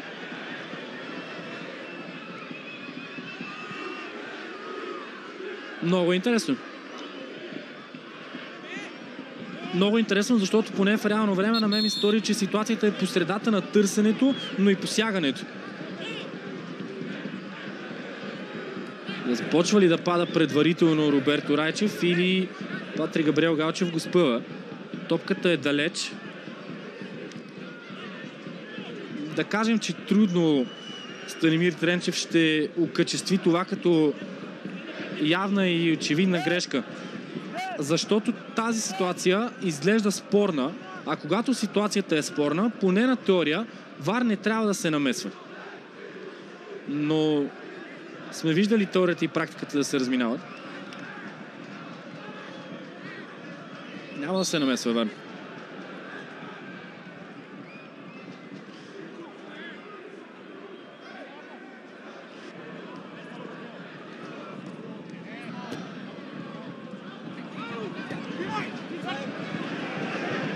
Галчев обаче рискува преди малко.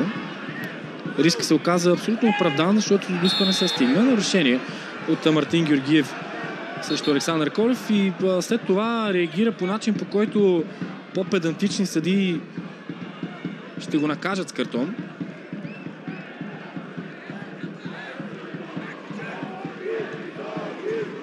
Смяната, която беше заявена преди малко, Сангаре отстъпва позиция на Джават Ел Джемили.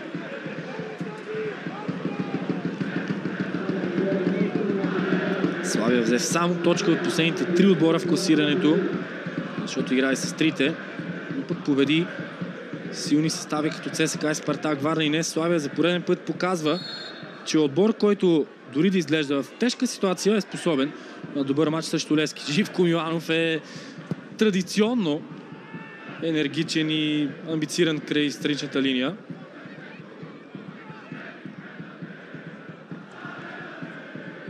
Още нямаме информация от Славия за привличането или пък тръгването на Жордан Семедо, след като левия бек е на проби в Славия. Славия, който говорихме през първата част, няма равен срещу Левски от 2017 година. Серия от 14 срещи, в която все някой печели. Рекорда е между 78 и 85 година, 15 ремита. Май Кристиан Димитров ще трябва да напуска игрището.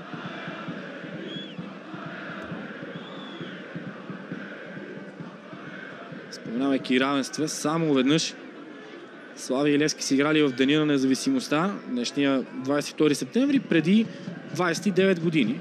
0-0 тогава.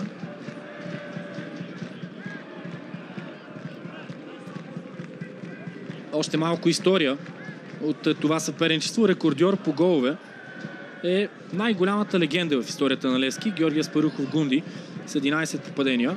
Добромир Ташков и Чавдар Цветков пък имат по 9 попадения за Славия. А Гунди е още една фигура, за която в празнични дни гледаме като пример, опитваме се да копираме в ежедневието си, в начина, по който мислим, в начина, по който се отнасяме към професията си, в начина, по който се отнасяме и към останалите, защото толкова обичан човек в България и толкова обичан футболист много рядко ще намерите. Георги Аспарухов е вдъхновение и пример. И хубаво е, че ги има националните празници и че имаме доста такива, за да си говорим за Васил Левски, за Христо Ботев, за Георги Аспарухов и да се надяваме, че настоящето ще произведе такива фигури, които под една или друга форма ще направят така, че България да е по-приятно място за живеене. И все пак да не бъдем и чак толкова черногледи. България има своите плюсове.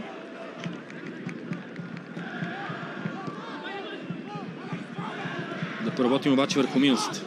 Славия работи за трупането на точки, атакувайки вратата на Левски, изчистване от Цунами.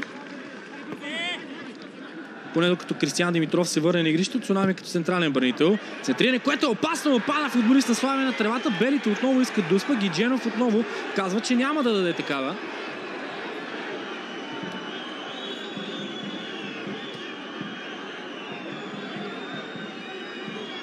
Трудно и тук ще бъде отсъдена дуспата.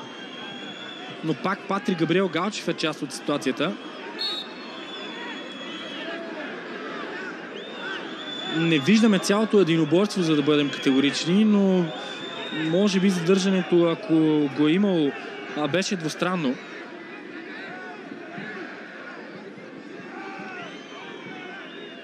Не се виждат много нередности в действията на Галчев.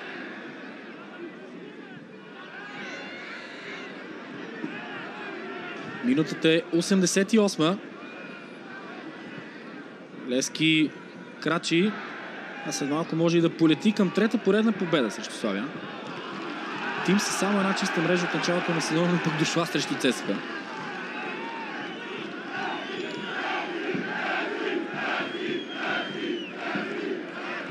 Макун изчиства. Добро лавяне на син привърженик. Лавянето може да се превърне в прибиране.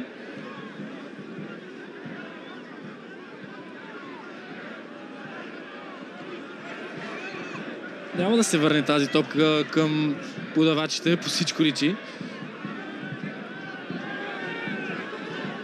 Въпросът е дали автобуса на Левски ще се върне към стадион Георги Аспарухов. Освен с футболистите и багажа, и с допълнителните, но доста тежки 3 точки. Товар, който Левски ще приветства с усмивка.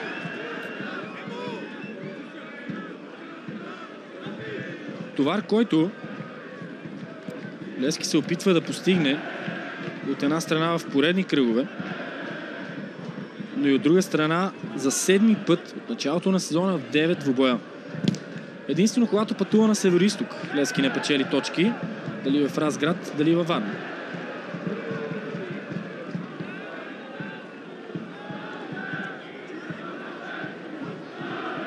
След седмица най-накрая сините ще бъдат обратно на стадион Георги Аспарухов, за да приемат Арда. Джеват Елджемили. Това е Евертон Бала. Не е да не си приличат. Галчев. С левия крак Галчев. Точен удар, спасяване на Вуцов. 90-та минута. В миналия кръг Левски допусна половината от головете си през сезона. 2 от ЦСКА 1948. Те не струваха актива спрямо точките, защото сините бяха зашеметяващи в атака с 4 гола. По един гол допуснаха от Локомотив София и Лудогорец. Може ли не да вземат още една чиста мрежа, която ще се окаже синоним на 3 точки. Изчистване на Кристиян Димитров ще да е по-добре да е настрани вместо назад и Славия получава корнер. Нямаше видимост заради отскока на Макун. Кристиян Димитров, късо изпълнение, Тумбак. Маркович е прехвърлен от топката. Виктор Генев е надскочен от Цунами. Още един път мъжеството на бразилеца в действие. И още едно центриране е възможно за белите, но Кристиян Димитров изчиства. Джеват Елджемили срещу Етан Тумбак. Тумбак с глава за Минчев. Центриране от Минчев и пак Кристиян Димитров. Много добро изчистване, защото отиде над Денислав Александров. Роберто Райчев, силно включване от Райчев. Центрирането му отива като диагонален пас към Керчев. Керчев се надиграва, но неуспешно срещу Галчев. Рикошет първо в Галчев, после и в футболиста на Славия и тъч за сините.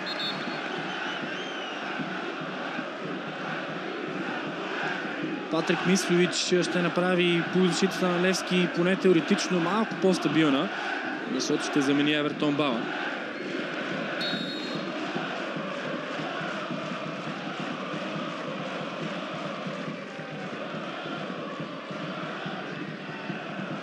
Спокойно бихме могли да кажем, че първоначалната идея на Левски е да се играе с система на игра с 3 централни отбранители, един опорен полузащитник пред тях, 2 отпред и 4 полузащитници, нещо като 3-1-4-2.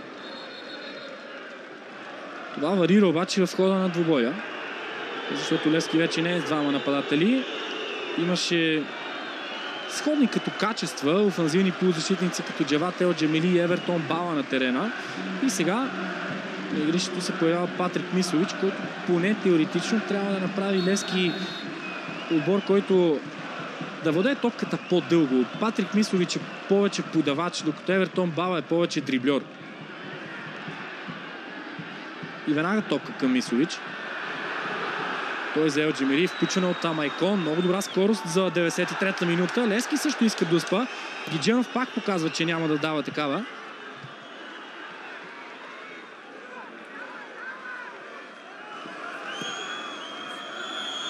Фадига.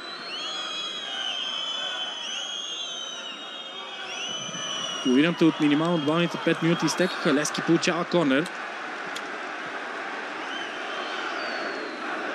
За евентуална игра с ръка е опцията, поради която Левски иска дуспа, но Мартин Георгиев е на шпагат. Ръката на земята, това е ръката, с която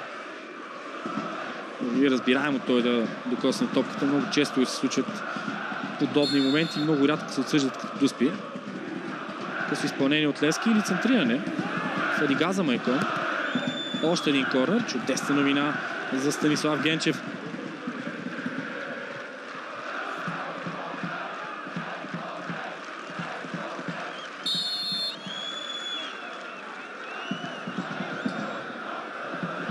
Сега вече директно подаване от Фадига. Възможно за сините. Ще се пада ли гол? Александър Колев. Александър Колев. Пак корнер. Само че съдята дава аут. Само че съдята се... Не се поправи. Отива да направи забележка на Александър Колев. И не само да му направи забележка, а да му даде и жълт картон.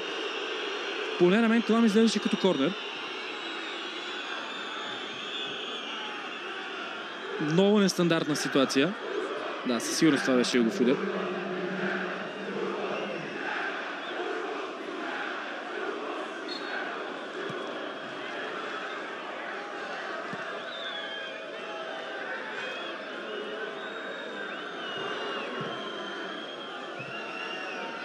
Кристиян Димитров, Макун, Джават Елджимили, намира Сими Фадига и тръгва Джават Елджимили, за да получи преследване от Ертан Тумбак. Ертан Тумбак трябва да действа и го прави, но избива в тъч. Само срещу 5 отбора в страната Златомир Загорчич има повече от 5-те си победи. От 6-те си победи срещу Левски, 2 равенства, 8 поражения. Но ако през годините, през десетилетията Славия е огромен проблем за Левски, се започва една тенденция, в която Левски е много ефективен срещу белите, защото Левски върви към трета поредна победа на 0 срещу Славия. И е на секунди от това да я постигне. Иван Минчев. Фенерчета са извадени. Светлината от трибуните показва, че феновете на Левски очакват победата да стане официална. Чунчуков. Добро отиграване от Майкон. Край на двубоя за трети пореден път. Левски побеждава Славия на 0. За втори пореден път Левски прави това в Овча купел. И в момента сините са наравно с Лудогорец на върха в ФБ Лига. Да, заради директния двубой Лудогорец ще бъде първи, но това в момента няма решаващо значение за Левски, защото сините вървят с темпото на разграчани. Шампионите имат матч по-малко, но Левски играе добре, Левски е солиден, Левски печели почти всичките си срещи. Направя го и днес комплименти за състава на Славия, особено за първите 30-35 минути от двубоя.